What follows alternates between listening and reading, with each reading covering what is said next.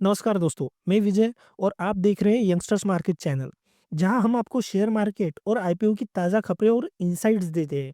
आप सभी को पता है, साल 2025 की शुरुआत धमाकेदार रही है। इस महीने कई बड़े और छोटे आईपीओ मार्केट में आए और निवेशकों ने इनसे अच्छा खासा मुनाफा भी कमाया है। और अब इस हफ्ते दो नए आईपीओ मार्केट में एंट्री करने जा रहे हैं। एक आईपीओ मेन बोर्ड से है और एक आईपीओ एसएमई सेगमेंट से है। इसके अलावा अगले हफ्ते 6 आईपीओ की लिस्टिंग भी होनी है। तो दोस्तों, यह वीडियो आखिर तक जरूर देखें, क्योंकि इसमें हम न सिर्फ इन आईपीओ की डिटेल देंगे, बल्कि इनकी ग्रे मार्केट प्रीमियम मतलब जीएमपी पर भी चर्चा करेंगे। सबसे पहले बात करते हैं आईपीओ की। आईपीओ क्या होता है?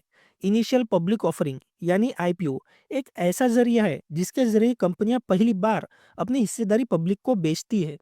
अगर आप नए निवेशक या फिर इन्वेस्टर हैं, तो आपको ये समझना जरूरी है कि आईपीओ में सही जानकारी और रिसर्च के बिना निवेश करना रिस्की हो सकता है। लेकिन चिंता मत कीजिए, इस चैनल पर हम आपको हर छोटी बड़ी जानकारी सिंपल लैंग्वेज में समझाते हैं। दोस्तों, सबसे पहले बात करते हैं doctor Agarwal health care limited IPO की। हेल्थ केयर सेक्टर में इस कंपनी का बड़ा नाम है। इस कंपनी की शुरुआत 2010 में हुई थी और यह देश भर में आई केयर हॉस्पिटल्स की बड़ी चेन ऑपरेट करता है। भारत के टोटल 117 शहरों में कंपनी द्वारा सेवाएं प्रदान की जाती है।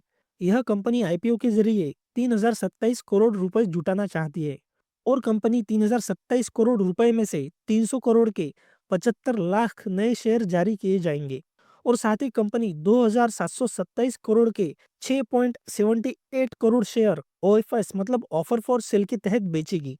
ओएफएस का मतलब जब कंपनी के मौजूदा शेयर होल्डर्स जैसे कि प्रमोटर्स अपने शेयर बेचते हैं, तो इसे ओएफएस कहा जाता है। इसका मतलब है कि कंपनी को इस हिस्से की बिक्री से कोई पैसा नहीं मिलेगा।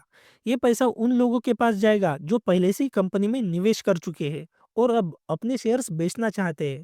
तो 2727 करोड़ यह वह कुल रकम है जो इन 6.78 करोड़ शेयरों को बेचकर प्रमोटर्स ये पैसा अपने पास रखेंगे। अब बात करते हैं doctor Agarwal health care limited IPO के खास डिटेल्स की। आईपीओ की डेट 29 जनवरी से 39 जनवरी है। इस आईपीओ का प्राइस बैंड 382 रुपीज से 402 रुपीज प्रति शेयर है और face value 1 rupees per share है। इस आईपीओ की लॉट साइज 35 शेयर्स का है और आपको एक लॉट के लिए 14,000 से 15,000 रुपीज इस आईपीओ के लिए लगने वाले हैं। स्टॉक एक्सचेंज के ग्रे मार्केट में doctor Agarwal health care company को पहले दिन अच्छा रिस्पॉन्स मिला है। कंपनी ने आईपीओ प्राइस 402 पर अनाउंस किया है। इसके बाद भी ग्रे मार्केट में 85 रुपीज प्रीमियम पर डीलिंग शुरू हो गई है, यानी पहले ही दिन कंपनी के शेयर्स की एस्टिमेटेड प्राइस 487 हो गई है।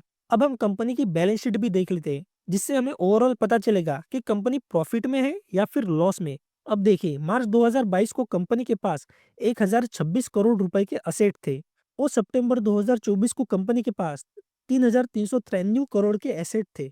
मतलब ईयर ऑन ईयर कंपनी के एसेट में हमें ग्रोथ दिखाई दे रही है। अब हम कंपनी का रेवेन्यू भी देखें, तो ईयर ऑन ईयर हमें कंपनी के रेवेन्यू में ग्रोथ दिखाई दे रही है। अब हम कंपनी का प्रॉफिट आफ्टर टैक्स स्टेटमेंट देखें, तो कंपनी का प्रॉफिट हमें कम होते हुए दिखाई दे रहा है। मार्च 2023 में 103 करोड़, मार्च 2024 में 95 करोड़ और सितंबर 24 में 39 करोड़।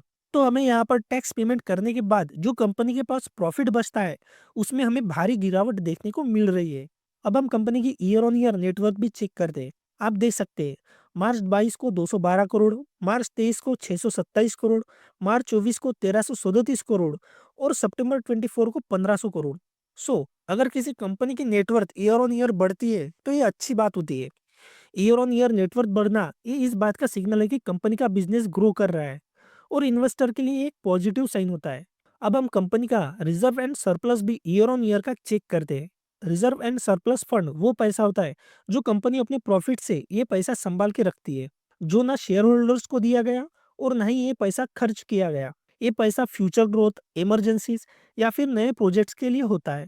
अगर कंपनी का reserve and surplus fund year on year बढ़ रहा है, तो ये अच्छा होता है। आप यहाँ पर देख सकते हैं, मार्च 22 को कंपनी के पास 236 करोड़ का रिजर्व एंड सरप्लस फंड था।